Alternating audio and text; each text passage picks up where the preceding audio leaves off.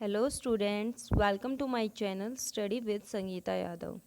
Today we will discuss about class 9th science chapter number 1 matters in our surrounding. So let's start the video. आज का हमारा topic है the gaseous state. आज हम gaseous state के बारे में पढ़ेंगे। प्रीवियस वीडियोस में हमने जो मैटर था उसकी solid state and liquid state के बारे में पढ़ा था। तो हम गैसियस स्टेट के बारे में पढ़ते हैं कि गैसियस स्टेट क्या होती है, सॉलिड और लिक्विड से कैसे डिफरेंट होती है। Have you ever observe a balloon seller filling a large number of balloons from a single cylinder of gas. आपने क्या कभी किसी बैलून सेलर को देखा है कि वो बहुत सारे बैलून्स को क्या करता है, एक सिंगल सिलेंडर से, मतलब जो सिंगल गैस का सिलेंडर होता है उसके पास, उससे उनको फिल करता है। Enquire from him how many balloons is he able to fill from one cylinder. तो आपको क्या करना है, उनसे पूछना है, एनक्वायर करना है मीन्स उनसे पूछना है कि वो एक सिलेंडर से कितने बैलून्स को फिल कर सकते हैं। Ask him which gas does he have in the cylinder. और आपको क्या करना है, उनसे पूछना है कि उनके पास सिलेंडर में कौन सी गैस है। नेक्स्ट यहाँ पे एक एक्टिविटी है, activity 1.11। Take 300 ml syringes and close their nozzles by rubber corks as shown in figure 1.4। तो आपको क्या करना है, 100 ml की 3 syringes लेनी है। जो इंजेक्शन की सिरिंज होती है वो आपको लेनी है 100 ml की 3 syringes, और उनकी नोजल्स को क्या करना है, आपको एक रबर कॉर्क से क्लोज करना है, जैसे कि आपको फिगर 1.4 में दिखाया हुआ है। तो यहाँ पे ये क्या है, फिगर 1.4 है।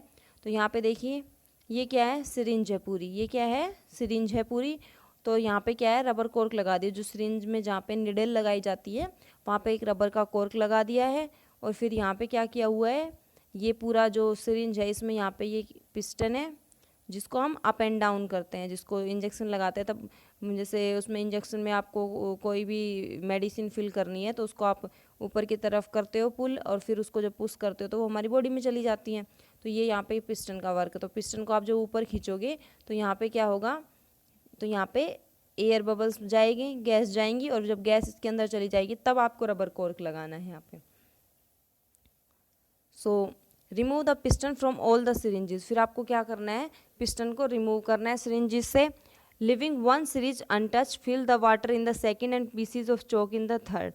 और आपको क्या करना है, फर्स्ट सिरिंज को अनटच करना, मतलब उसको एज इट इज़ रखे रहने देना, उसको टच नहीं करना है।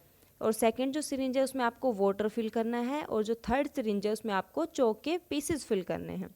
Insert the piston back into the syringe. और आपको क्या करना है, जो पिस्टन्स है उसको इंसर्ट करना है सिरिंजेस में, और क्या करना है, जो you may apply some Vaseline on the piston before inserting them into the syringes for their smooth movement. तो आप क्या कर सकते हो, उसमें थोड़ी बहुत वैसलिन अप्लाई कर सकते हो, जिससे क्या होगा, जो पिस्टन होगा वो कैसा हो जाएगी, स्मूथ हो जाएगी, और उसको आप इजीली उसमें इंसर्ट कर सकते हो।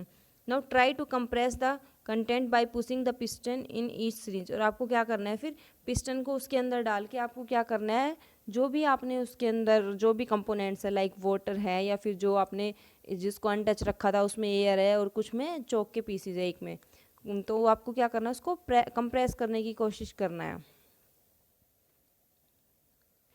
What do you observe in which case was the piston usually pushed in. तो ऐसी कौन सी जो कंडीशन है जिसमें आपको क्या देख रहे हो कि जो पिस्टन है वो इजीली उसके अंदर जा रही है। What do you infer from your observation. और आपको इन सब से क्या पता चला, जो भी आपने अपनी ऑब्जर्वेशन की।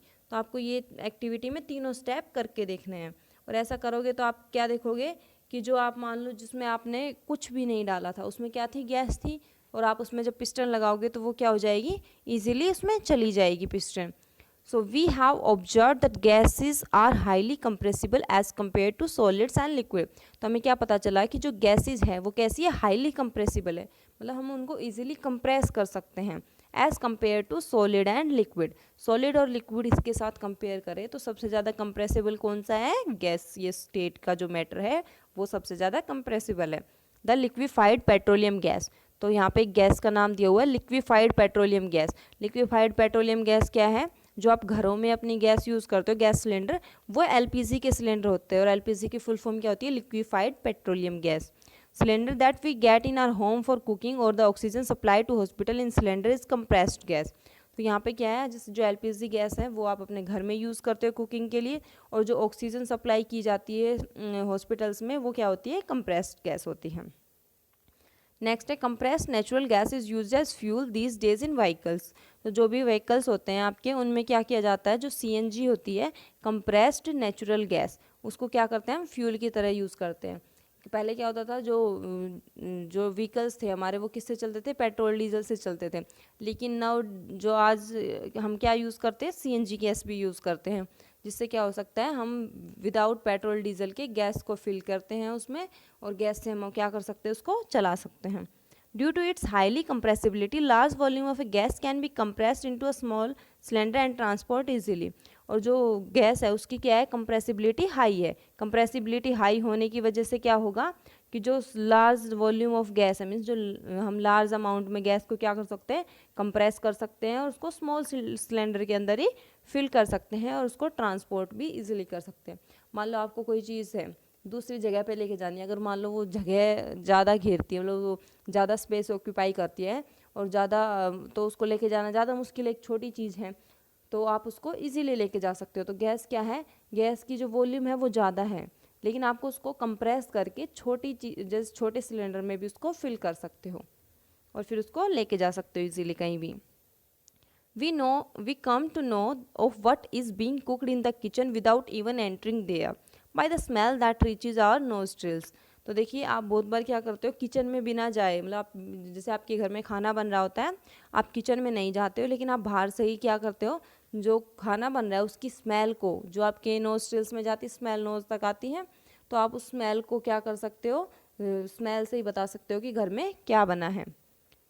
How does this smell reaches, तो कैसे वो स्मेल हम तक पहुंचती है। देखो खाना किचन में बन रहा है, आप किचन में नहीं गए, आप बाहर हो और आपने बाहर से स्मेल से बता दिया कि किचन में ये बन रहा है, किचन में आज ये खाना बन रहा है। तो ऐसा कैसे हो सकता है कि जो स्मेल है वो हमारे नोज तक पहुंच गई और हम वहाँ तक गए ही नहीं है।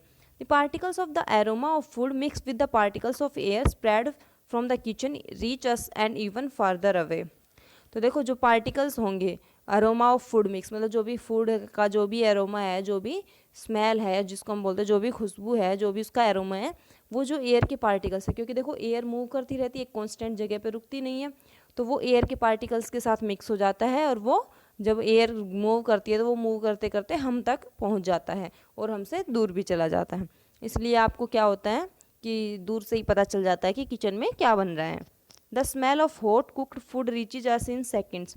जो स्मेल होती है हॉट कुकड फूड की, मीन्स जो खाना अगर मान लो बन रहा है बिल्कुल हॉट है, तो उसकी स्मेल आपके पास ज़्यादा जल्दी पहुंचती है। Compare this with the rate of diffusion of solid and liquid.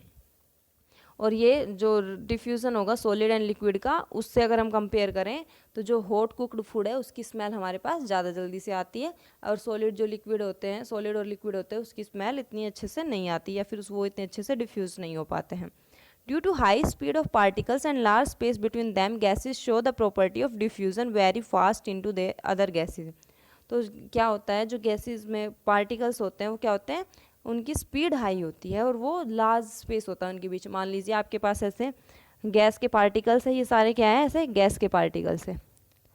तो गैस के पार्टिकल्स के बीच में क्या है, देखो स्पेस ज़्यादा है। अगर हम किसी भी पार्टिकल को कंपेयर करते हैं तो ये सब क्या है, इनके बीच में इंटरमोलिकुलर जो स्पेस है वो ज़्यादा है, और स्पेस ज़्यादा होने की वजह से क्या है, ये एक दूसरे के साथ कम फोर्स या कम बॉन्ड, इनमें कम फोर्स होता है और एक दूसरे के साथ ये अटैच नहीं होते, तो ये फ्री होते हैं मूव करने के लिए। मान लो एक पार्टिकल यहाँ है, एक पार्टिकल यहाँ है, तो ये अपनी स्पीड से मूव कर रहा है, ये अपनी स्पीड से मूव कर रहे हैं। तो ये क्या है, इनकी जो स्पीड होती है वो भी हाई होती है और इनके बीच का जो स्पेस होता है वो ज़्यादा होता है। इसलिए क्या होता है, ये अदर गैसेस के साथ इजीली डिफ्यूज़ हो जाते हैं। तो मान लो यहाँ पे कोई और दूसरी गैस है, तो ये क्या होंगे, उनके साथ मिक्स हो जाएंगे, क्योंकि वो गैस यहाँ आ जाएगी, उस गैस के पार्टिकल्स यहाँ आ सकते हैं, इन गैस के पार्टिकल्स यहाँ जा सकते हैं। तो इस तरह से हम इनको यूज़ कर सकते हैं। In the gaseous state the particles move about randomly at high speed. तो जो गैसियस स्टेट होता है उसमें क्या होता है, पार्टिकल्स जो होते हैं रेंडमली मूव करते हैं हाई स्पीड में। तो रेंडमली मैंने अभी आपको बताया कि रेंडमली कैसे, मान लो एक गैस के पार्टिकल्स ये हैं और हम मानते हैं जो सेकंड गैस है उसके पार्टिकल कौन से हैं, ये सेकंड गैस के पार्टिकल्स हैं। तो ये क्या करेंगे, अपनी अपनी स्पीड से मूव करेंगे। ये अपनी कुछ स्पीड से मूव करेगा, ये अपनी कुछ स्पीड से मूव करेगा। तो ऐसे ये रैंडमली मूव करते रहते हैं। इनको ये क्या करते हैं, एक दूसरे के साथ अटैच नहीं होते, फिक्स नहीं होते, तो रैंडमली मूव करते हैं। ये पार्टिकल यहाँ से मूव करता हुआ यहाँ आ सकता है, ये पार्टिकल यहाँ से मूव करता हुआ यहाँ आ सकता है। तो इनकी जो स्पीड है वो कांस्टेंट नहीं होती, वो कैसी होती है, हाई होती है, मतलब अपनी अपनी स्पीड में वो मूव करते रहते हैं। Due to this random movement the particles hit each other and also the walls of the container. तो इस रैंडम मूवमेंट की वजह से क्या होगा, जो पार्टिकल्स है वो एक दूसरे को हिट करते हैं। मीन्स मान लो एक पार्टिकल आपका यहाँ पे है और दूसरा पार्टिकल यहाँ पे है, तो ये दोनों मान लो ये इधर से आ रहा है, ये इधर से मूव कर रहे हैं, तो दोनों एक पॉइंट पे आकर एक दूसरे को हिट कर सकते हैं। या फिर आपके पास ये कोई कंटेनर है और इसकी जैसे मान लो ये मूव कर रहे हैं ऐसे ही, तो ये मूव करते करते क्या कर सकता है, ये पार्टिकल यहाँ पे कंटेनर की जो वॉल है उसको भी हीट कर सकता है। तो ऐसे हीट करने की वजह से क्या होगा, इनके अंदर एक प्रेशर एक्सर्ट हो जाएगा, मतलब एक प्रेशर आ जाएगा और उससे वो क्या होंगे, कांस्टेंट मूविंग मोशन में। The pressure exerted by the gas is because of this force exerted by gas particles per unit area on the walls of the container। तो जो प्रेशर एक्सर्टेड किया जाता है गैस का जो प्रेशर एक्सर्ट होता है वो क्यों होता है, कि वो क्या करते हैं, जैसे मान लो जो भी आपका कंटेनर है उसकी वॉल से जब गैस पार्टिकल स्ट्राइक करते हैं तो वो पर यूनिट एरिया में कितना फोर्स एक्सर्ट करते हैं, वही क्या होता है, प्रेशर होता है। तो यहाँ पे कुछ इमेजेस दी हुई है, देखो। तो यहाँ पे फर्स्ट आपको क्या है, सॉलिड दिया हुआ है, तो सॉलिड के पार्टिकल्स की इमेज आपको यहाँ पे बताई गई कि सॉलिड के पार्टिकल्स कैसे होते हैं।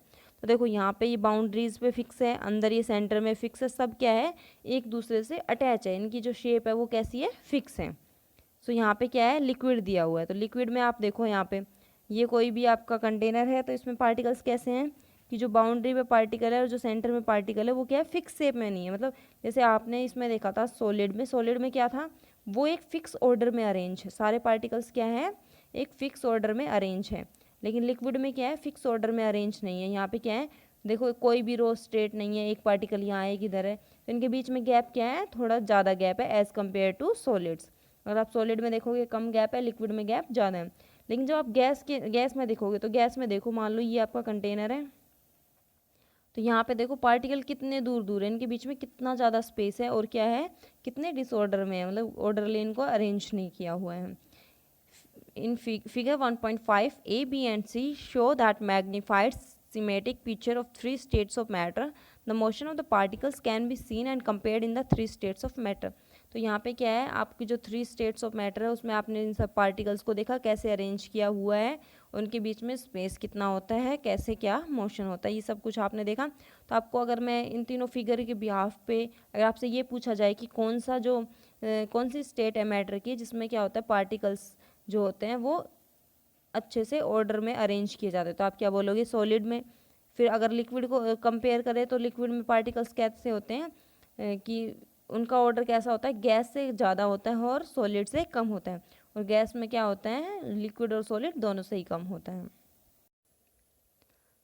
तो आज आपने जो गैसीय स्टेट है उसके बारे में पढ़ा, और उसमें आपने क्या पढ़ा कि जो गैस के मॉलिक्यूल्स होते हैं अगर हम उनको सॉलिड और लिक्विड से कंपेयर करें तो वो बहुत लूजली पैक्ड होते हैं, मतलब एक दूसरे के साथ अटैच नहीं होते हैं, उनमें फोर्स कम होता है, जिसको हम बोल सकते हैं इंटर मोलिकुलर फोर्स मीन्स जो मॉलिक्यूल्स के अंदर का जो फोर्स है वो बहुत ही कम होता है। और अगर हम सॉलिड और लिक्विड को कंपेयर करें तो गैस में सबसे कम होता है, और सॉलिड लिक्विड में सॉलिड से कम होता है लेकिन गैस से ज़्यादा होता है, और सॉलिड में ज़्यादा होता है फोर्स ऑफ अट्रैक्शन। फिर अगर हम सॉलिड और लिक्विड की तरह इसकी प्रॉपर्टीज़ की बात करें तो हम यहाँ पे क्या बोल सकते हैं, जो गैस है ना तो उसकी क्या है ना, उसके पास ना तो कोई फिक्स शेप होती है ना ही फिक्स वॉल्यूम होती है। जैसे हमने सॉलिड में बात की थी तो उसमें क्या होता था, शेप भी फिक्स होती थी और वॉल्यूम भी फिक्स होती थी। लेकिन लिक्विड में क्या होता था, वॉल्यूम फिक्स होती थी, शेप फिक्स नहीं होती थी। लेकिन गैस में क्या है, ना इधर हमारे पास फिक्स शेप है और ना ही हमारे पास फिक्स्ड वॉल्यूम है। तो इस तरह से हमने गैसियस वाला टॉपिक कंप्लीट किया है। तो आपको ये टॉपिक यहाँ से रीड आउट करना है और उसमें जो भी गैसेस की प्रॉपर्टी है वो आपको पढ़नी है। और अगर आपको इस टॉपिक से रिलेटेड कोई भी डाउट है तो आप कमेंट बॉक्स में बता सकते हैं। That's all for today's video.